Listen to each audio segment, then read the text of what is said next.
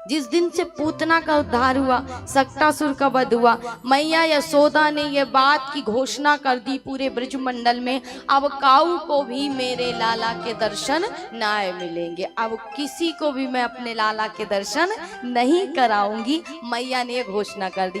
इसी दरमियान, इसी बीच भोले भाले भोलेनाथ बाबा फंस गए। भोलेनाथ कैलाश पर्वत से उतर करके आए हैं, भिक्षु का भेष बनाया, लेकिन चाहे जितना भिक्षु बन जाए, सांप बिच्छू बेचारे के लटकते ही रहते हैं, वो छोड़ते नहीं पीछा। अब वो लटक रहे हैं, आकर के मैया के द्वार पर आवाज लगाई कि मैया भिक्षाम देही, भिक्षाम देही।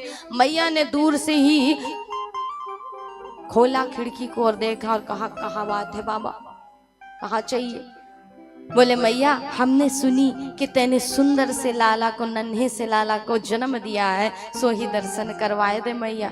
मैया कहती कि सुन बाबा, तो ये जो कछु चाहिए ना, धन चाहिए, अन्न चाहिए, वस्त्र चाहिए, जो कछु चाहिए वह ले ले, लेकिन लाला के दर्शन ना कराऊं। बाहर बोर्ड नहीं पढ़ा तूने? क्या लिखा है? बोले आज से लाला के दर्शन सबको बंद है, लाला के दर्शन कोई नहीं करेगा, उस पर आपत्ति विपत्ति ही विपत्ति आती, इसलिए हम किसी को दर्शन नहीं कराएंगे। भोलेनाथ कहते देख मैया बड़ी दूर से आए हैं आस लेकर के, कैलाश पर्वत से उतर करके आए, दर्शन करा दे। मैया कहती कि बाबा तेरे अंग अंग में सांप बिच्छू लटक रहे, मैं बूढ़ी ठूढ़ी डर जाऊं, मेरो नन्हो सो लाला ना डर पेगो, सो बाबा ऐसो कर जो कछु चाहिए वाय ले ले, लेकिन दर्शन ना कराओ। भोलेनाथ कहते हैं कि ओ मैया तैने अभी योगी हट ना देखी। मैया कहती कि बाबा योगी हट तो तैने देखी होगी, लेकिन तैने त्रिया हट ना देखी। नारी एक बार हट में आ जाए ना तो राम को भी 14 वर्ष वनवास भेज देती है, इसलिए नारी की हट तूने अभी नहीं देखी। बाबा कहते हैं कि दर्शन ना कराएगी? बोले ना कराओ। बाबा कहते हैं कि कोई बात नहीं, हम यही द्वार पर बैठे हैं डंडा गाड़ करके, जब तेरो लाला बड़ा होगा और जब खेलने के लिए जाएगा ना तो हम दर्शन करें। मैया कहती कि बैठो रहे, मेरे घर में एक ही द्वार थोड़े ना है, 4 द्वार है, दूसरे द्वार से खेलने जाएगा। भोलेनाथ कहते हैं कि चल वो भी ठीक है, लेकिन तेरा लाला खेलने तो जाएगा ना? बोले मैं खेलने ही नहीं जाने दूंगी महाराज, ग्वाल वालों को अंदर बुला लूंगी, यही खिलाऊंगी, लेकिन तुझे दर्शन नहीं कराऊंगी। बाबा कहते हैं बड़ी विचित्र मैया है। बाबा ने कहा कि ठीक है खिलाएगी नहीं, विद्यालय तो जाएगा पढ़ने लिखने। मैया कहती मैं पढ़ाऊं ना अनपढ़ रखूं, लेकिन तुझे दर्शन नहीं कराऊंगी, तू भी अब सुन ले। बाबा कहते हैं वो भी ठीक है, ब्याह तो करेगी ना, और तेरो लाला जब ब्याह के ताई घोड़ी पे चढ़ेगो ना और जब जाएगो तब फिर मैया मैं दर्शन कर लूं। मैया कहती ओ बाबा तो को दर्शन ना कराऊं, चाहे मैं अपने लाला को कुंवारा रख लूं जीवन भर, इसलिए तुझे दर्शन है। भोलेनाथ कहते हैं कि कोई बात नहीं मैया, तेरो लाला तेरी इच्छा, हम तो आए आस लेकर के, पर क्या करें, अगर तू नहीं कराना चाहती है तो हम भी क्या कर सकते हैं। भोलेनाथ बेचारे मन ही मन मायूस हो आए, हमने अपनी लीला की, अब तुम भी कछु लीला करो ताकि हमें दर्शन है जाए। कन्हैया ने जैसे ही भोले बाबा वहां से गए, कन्हैया जोर जोर से रोए, जोर जोर से रोए, इतनी जोर से रोए महाराज, मैया पलने में झुला रही हैं, मैया माखन मिश्री पवा रही, दुग्ध पिला रही, लेकिन कन्हैया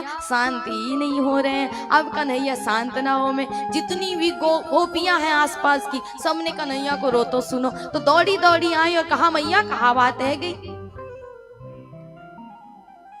काऊ की नजर तो ना लगी। मैया कहती हैं कि तू सत्य कहती गोपी, एक सांपन वारो बाबा आयो, मोकू तो ऐसो लगे कि वहां ने ही कछु जादू टोना कर दियो दीख से। दौड़ी दौड़ी जब बुला करके ला, क्योंकि जो टोना लगाता है ना जादू करता है वही उतार सकता है, इसलिए ज्यादा दूर नहीं गया होगा, दौड़ी दौड़ी जब बुला करके ला। गोपियां दौड़ी दौड़ी गई, बाबा भी कदम के नीचे बैठे हुए थे आस लेकर के। गोपियों ने जाकर के कहा बाबा नंद रानी ने तो को महल में बुलाया। बाबा कहते हैं कि हम नहीं जाएंगे, तुम्हारी नंद रानी बड़ी अड़ियल है, बड़ी जिद्दी है, हम नहीं जाएंगे, जाओ जाकर के कह दो हमें दर्शन नहीं कराती अपने लाला के।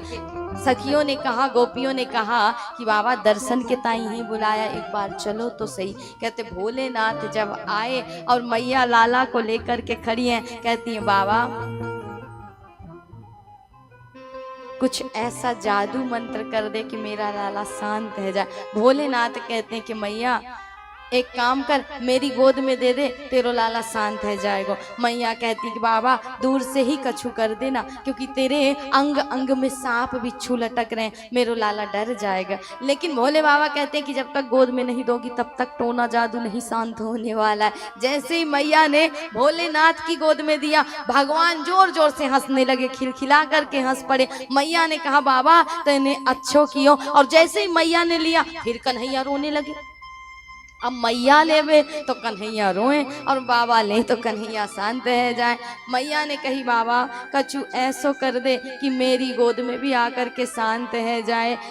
बाबा कहते हैं कि वहाँ के लिए एक काम कर मैया कि मेरे ताई अपने घर में एक सुंदर सो मंदिर बनवा, और जब अपने लाला को तू स्नान कराना ना, तो उसके स्नान का जो जल हो वो मेरे ऊपर से हो करके गुजरे, तब मैं प्रसन्न होऊंगा, तभी तेरा लाला प्रसन्न होगा। तो नंद बाबा नंद रानी ने भोलेनाथ की इच्छा पूर्ण करने के लिए अपने महल के आंगन में सुंदर भोलेनाथ की स्थापना की और मंदिर बनाया। गोकुल में आज भी वो मंदिर है, और आप जब जाएंगे तो दर्शन करिएगा, आज भी भोलेनाथ वहीं पर विराजमान है। और इसीलिए भोलेनाथ का नाम नंदेश्वर महादेव हो गया, क्योंकि नंद बाबा ने भोलेनाथ की स्थापना की थी, इसलिए इनका नाम नंदेश्वर महादेव पड़ गया।